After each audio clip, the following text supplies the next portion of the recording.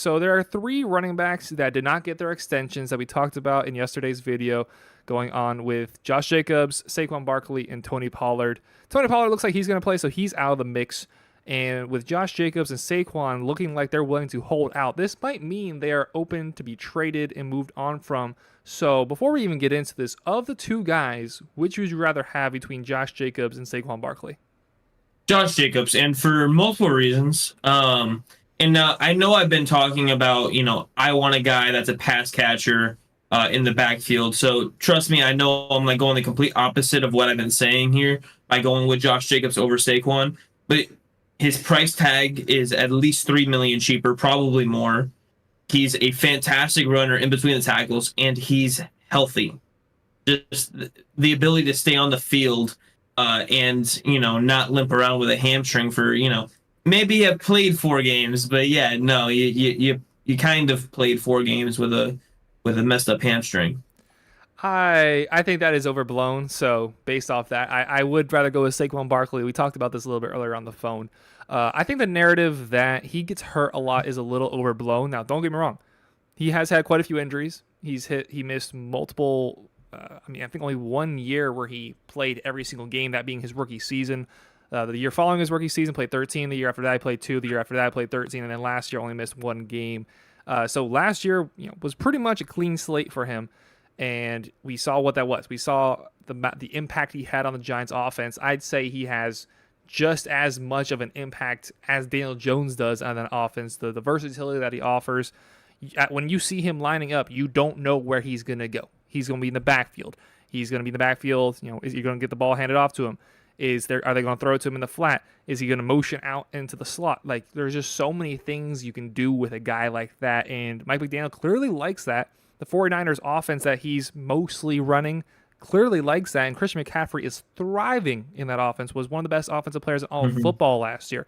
So if you can get a guy like that, a guy like Saquon Barkley, who's clearly unhappy, you bring him in, what you'd have to give up for him, now that is definitely a conversation to be had, but if you give him a 3-year, $15 million contract, paying about $45 million over 3 years, basically the same thing Evan Ingram got, I'm very happy with that. What kind of contract are you talking about? What do you mean? Bro, he's asking for like $16 million a year. And I just said $15 million a year. That's 3 years. That's $45 million. Is that 12? Oh, you said 3. You said 3 years, $15 million. No, for $15 million per season, which would amount to 3 years, 45. Okay. I would love to sign him for 3 years, $15 million. I would love that. Because you also went on to say $4 to $5 million a year, and I'm just like, what are you saying? No, I said $15 million and $45 million over that 3 years. Concrete? So, what's up, Cat? What's up, guys? Please let us know down. Let us know y'all on the stream right now. If y'all are watching this later, because we are going to upload this eventually later.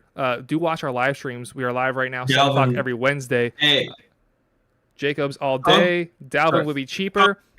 Concrete got a point, bro. Why would we give up assets for either of these guys when Dalvin's a free agent, wants to be here, probably going to be cheaper than either of those guys? We've talked time and time again about Dalvin Cook, and if he ends up signing, cool. I just don't think he is. I think he's going to end up as a Jet. Whereas now you have 2 disgruntled running backs who they're not asking out right now. And I think if they had their ideal situation, they would have signed that contract that they wanted and stayed in-house. But you have 2 guys that might not play the entire season that want out. And, running back's not necessarily a position of need, but if we can upgrade it at running back with either of these 2 guys, yes, you'd have to probably pay him some money. But with Tua still under his rookie deal, if you front load that contract for when those 2 years he's on his rookie deal still, that could be a massive impact on this offense.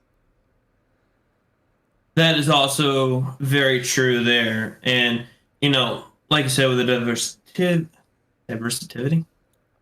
You suck at English, bro. It's diversification. It's been bad lately. Diversification. I don't think that's a word either. That is. Diversification is 1,000,000% a word. What are you talking about? Dalvin is in Miami. He will be a Dolphin this year. I said it. I don't think so. So Saquon, and Josh Jacobs. So between Saquon and Josh Jacobs, we're going to try to stick to that topic. I love the diversity of Saquon. I do. The money doesn't make sense there, especially regardless of front loading his. regardless of front loading his contract, we still have to pay Christian Wilkins. We do. Christian Wilkins. Well, the money either way that's going to be spent is you're probably looking at the same exact contract for these two guys. Josh Jacobs, a lot of people are forgetting this is a guy that the Raiders declined his 5th-year option, and maybe that's part of just being the incompetence of the Las Vegas Raiders. Yes, however, for his first 4 years, he was like a fringe top 10 running back, a guy that on a rookie deal the Raiders decided wasn't even worth picking up. Now, yes, he's coming off of a season where he is the rushing leader. He took that crown, had an incredible season behind a bad offensive line. So it's not like you can make that argument, well, we have a bad offensive line and they had a great offensive line. I understand like he did have that year despite being behind a bad offensive line. However, I don't know how much he fits the offense that the Dolphins are trying to run. Now, you get a great player and theoretically you can throw him into any sort of offense and they're going to do their job. And I'm not by any means saying Josh Jacobs would not be a good acquisition, but just the different things that Saquon Barkley can do on the football field. We've seen him throw a touchdown.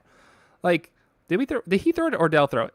Whichever one. I think Odell threw that actually. Odell threw it. Yeah, he did throw that, but I'm sure he could throw the ball. He's just good at everything he does once he gets on the field on the offensive side of the ball.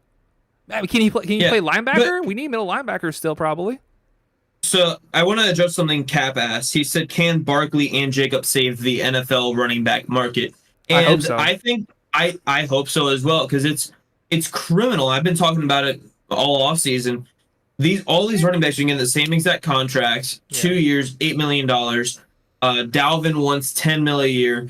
Did you know that a franchise tag back in 2015 for a running back was $10.5 million? So it's gone up 0.4.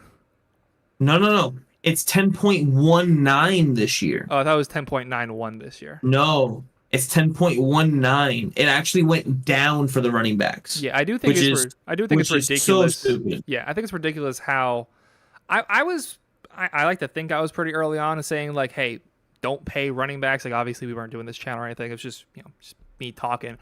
But it definitely I definitely understand why teams are reluctant to pay running backs. You look at Todd Gurley, you look at Le'Veon Bell, like these guys that got paid and then fell off immediately after they got paid, like, and they're very replaceable. You can find guys like Alvin Kamara in the 3rd round, and you can find Elijah Mitchell in the 7th or undrafted. Like you can find guys that can do the job, so you don't want to pay them. But if you can get talented guys to just throw out there on the football field, that's the bottom line. You want as much talent every single Sunday as possible. So a little bit of breaking news. Dennis Kelly, one of the best offensive linemen still available in free agency, just signed with the Eagles. Who? Dennis Kelly. He was probably the 3rd or 4th best offensive lineman still available in free agency. But just wanted to say that. But to go off of what you're saying, look at the two teams that are just in the Super Bowl. What was it back in 2020 when was it, or 2019? Whenever the Chiefs won the first one, they went in there with Damian Williams after releasing Kareem Hunt.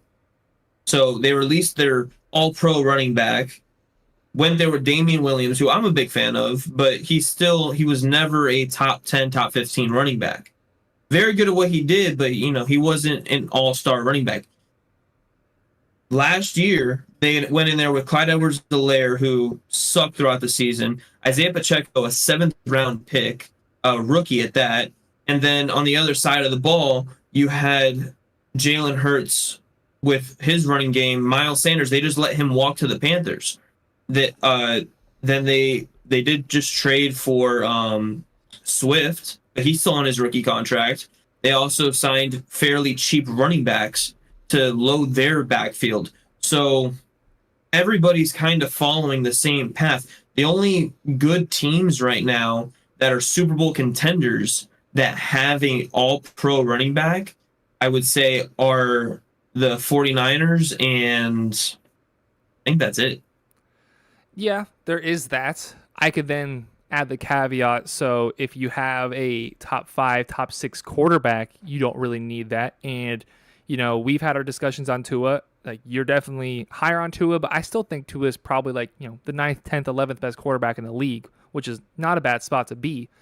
But if you're just outside of that top 5, 6, or 7, like if you're just outside of, Lamar Jackson, or especially since he has a mobility, Jalen Hurts, like those guys, then the running back position really matters. And that kind of gets back to my point with Saquon Barkley is you look at what he did for that Giants offense with Daniel Jones, the real only skill position player of worth they had on the team last year, got them to the playoffs. And I think, if I'm not mistaken, had a pretty good game against the Vikings. Getting those just talented guys makes a massive difference on teams, especially a Dolphins backfield, which last year was definitely underutilized. But you look at it, and I like Mostert, I like Wilson, I like A-Chain maybe for the future to emerge as a guy. However, there's not one guy that I'm like, oh yes, I'm so happy he's on the field right now. You get Saquon, you get Josh Jacobs, and you just throw them out there for the next couple years and just put, again, as much talent around Tua as possible. You're going to have to give up some picks. You're going to have to give up some money.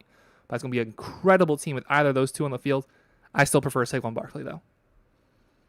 Yeah, but I mean, I understand what you're saying. And, I player wise, yeah, I'd rather have Saquon. But you're talking about money wise, because I still rather, get Dalvin or Josh Jacobs. So they're going to cost me 10, 11, 12 million dollars a year, not 16, 15, 16.